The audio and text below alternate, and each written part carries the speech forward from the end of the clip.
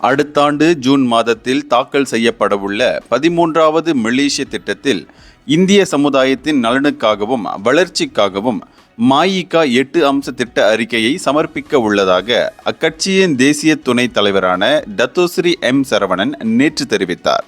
இந்த அறிக்கையில் இந்திய சமுதாயத்தின் கல்வி, மகளிர் மேம்பாடு, வேலைவாய்ப்பு, சமயம் சார்ந்த 3R விவகாரம், சமூக நலன், இளைஞர் மேம்பாடு, பொருளாதார மேம்பாடு, உள்கட்டமைப்பு திட்டங்கள் ஆகியவை இடம்பெறுகின்றன.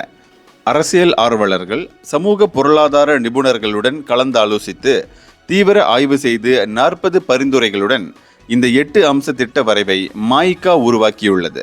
இதனை பொருளாதார அமைச்சர் ரஃபீசி ரம்லியிடம் மஇகா ஒப்படைக்கும்.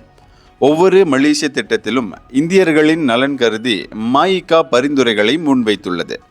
அந்த வகையில் 13வது மலேசிய திட்டத்திலும் இந்திய சமுதாயத்தின் தேவைகள், எதிர்பார்ப்புகளை பூர்த்தி செய்யும் வகையில் மஇகா பரிந்துரைகளை முன்வைத்துள்ளது என்று கட்சி தலைமையகத்தில் நடைபெற்ற செய்தியாளர் சந்திப்பு கூட்டத்தில் தாப்பா நாடாளுமன்ற உறுப்பினருமான சரவணன் விவரித்தார்.